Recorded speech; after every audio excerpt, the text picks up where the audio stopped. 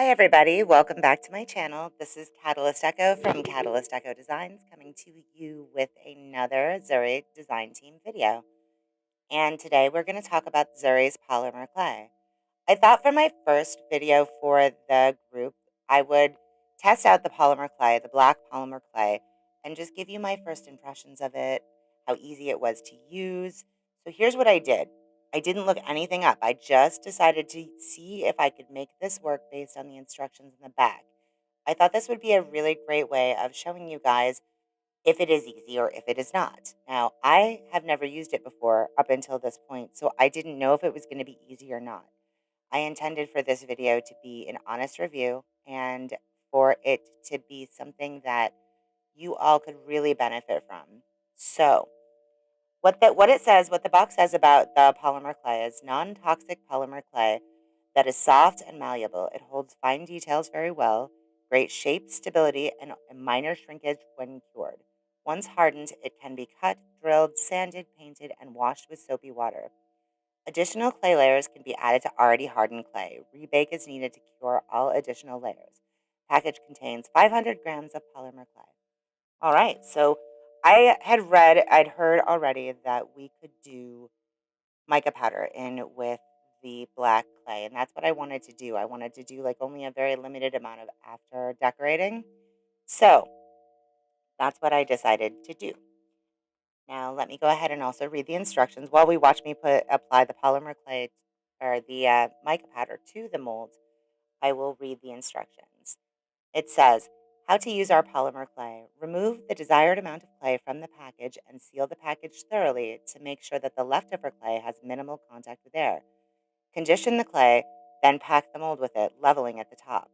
You can dust the mold with a fine layer of cornstarch to prevent the clay from sticking to the mold. Preheat your oven. Our polymer clay has been designed to tolerate oven temperatures between 120 and 130 Celsius, that is 248 to 266 Fahrenheit. So just as a side note, I use 250 Fahrenheit. That's what I decided to preheat my oven to. So just going forward, that's you can, know what I did. You can remove the clay from the mold before baking, or if you are using a Zuri Designs mold, you can bake the clay in the mold. Place the uncured clay or packed mold on an aluminum foil piece or baking tray in the oven and bake for 30 minutes per 1/4 of an inch clay thickness. For molds with thinner details, tend for the aluminum foil to prevent burning. Remove from the oven and allow to completely cool before manipulating. So that's basically exactly what I did. I did both. So this is me here. I am preparing the clay. What I did to do that was I just moved it back and forth on my hand, warming it up kind of with my hand, getting it to a more malleable state. It was quite easy to do. I didn't find it very difficult at all to get the clay into a state. It took me a little while to find out exactly what state was necessary, but as you can see, I'm testing it there and I'm seeing if it holds the details, and it did. So I put it back into the mold and I rolled it back in there. I used my hands to make it more malleable again, just to get rid of the design that I had already stuck to it. That did create a little bit of a sort of gunmetal gray effect with the clay because of the mica powder that it picked up, but actually that worked out pretty fine. You can kind of see my cat back there behind my little backdrop thing. I didn't notice that until just right now as I was going to do the voiceover. So I then took a simple, regular, just Dollar Tree placemat so that I had a nice surface to work on and that wouldn't add any sort of texture or detail to the mold. I found that worked pretty well. I tried a couple of different other surfaces, but the cheap Dollar Tree placemat actually worked the best. So, and that little roller that I have there is a roller that I believe it came with a decoupaging kit, but you can really use any roller. In fact, I found that I didn't even need the roller. I thought I would, but I didn't really. So you can see I'm rolling out the first mold here. I chose to do the center one first because I thought it would be the easiest one to get the clay into, and it turned out that it was pretty easy to do. So you'll see me roll the mold into the or roll the clay into the mold in just a moment. Um, to give you a little bit of background about myself, I am typically a resin artist. I don't usually use polymer clay. As a matter of fact, I haven't really touched any polymer clay since, well, it's been quite some time. So perhaps since I was in art school. And I've used it before to make jewelry like earrings and things of that nature, but I have never used it in a mold like this. I typically use resin in these types of molds. I've tried other mediums, but resin just quickly became my preferred medium. So I'm not by any stretch of the imagination an expert with polymer clay. I very likely made mistakes, and I also did not research this before doing it, but I did that on purpose because I really wanted to give you a genuine and authentic viewpoint of how it was just to use the instructions themselves to create pieces using the mold. So, spoiler alert, it worked really well. Anyhow, you can see me rolling it into the mold as we speak, and I ended up taking this one out. You'll see that in a minute here. But I ended up rolling this one really flat. There was extra clay.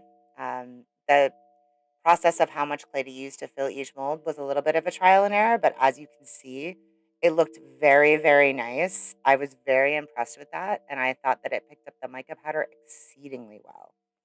So I had noticed that there was a little parts where it was a little blurry,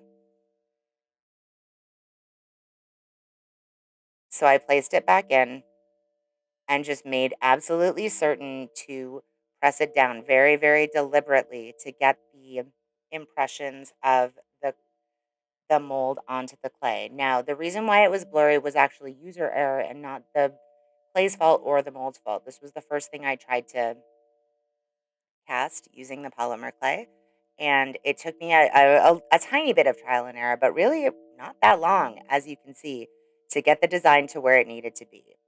So I started pressing it in with my finger, and I realized that that was definitely creating a better impression. So while that roller I thought would prove very, very useful, it actually worked much better just using my hand to manipulate the piece.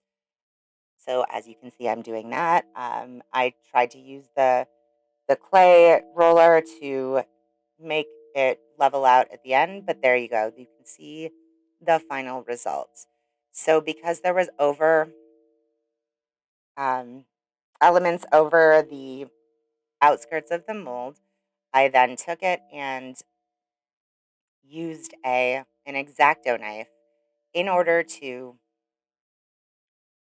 uh, cut off the desired edge. This is me. You'll see me right now. There's a bit of a delay here. Look, that was me just pulling out an X-Acto knife to use. It was very, very easy to trim the excess off the edges. I found this method to be quite useful, and I think if when I do it again, I will be using a combination of this first method that I used and then the second method that I came up with. So, as you can see, I'm rounding out the edges right there and just trimming off the excess. This worked so well, and after it was baked, like, you could barely even tell, but like they say on the package, I was able to sand it perfectly smooth on the edges, and I really quite liked the end results when I was finished. So there I am just cutting off the excess,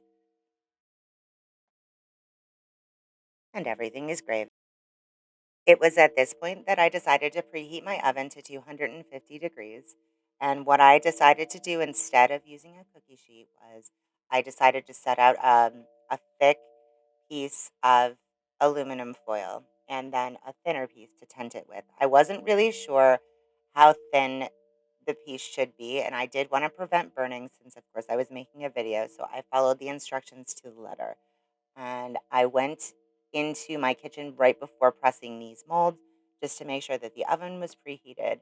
It worked very well. Actually, the timing was almost perfect. So by the time I got these two molds filled, the two on the side, I the oven was perfectly ready and it was good to go. And I decided to, as you can see, I pulled the first one out. However, I decided to do it with the two on the outside, I decided to use them or to cure them with the heat inside the mold because I thought it would be a really good idea just to see how things worked and to see if any adjustments needed to be made to the time that was on the box. But no, as it turned out, the instructions were perfect and the mold was fine. Everything came out fine, as you'll see in the end. So, just while I add the rest of the clay to the mold, I wanted to talk a little bit about the differences between using clay and resin. So I actually found this process to be really fun and cathartic and simple. I really liked the fact that it was not in any way toxic. I had no worries at all that it was going to make any sort of irritation on my skin.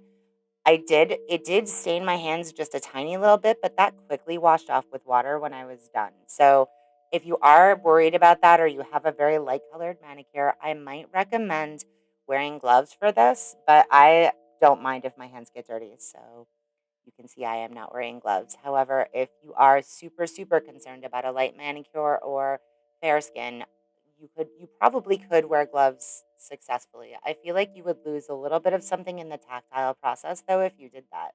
So it's really up to you. I did not test that out. I don't really like gloves very much unless I absolutely need to wear them, which makes this process such a great one for me.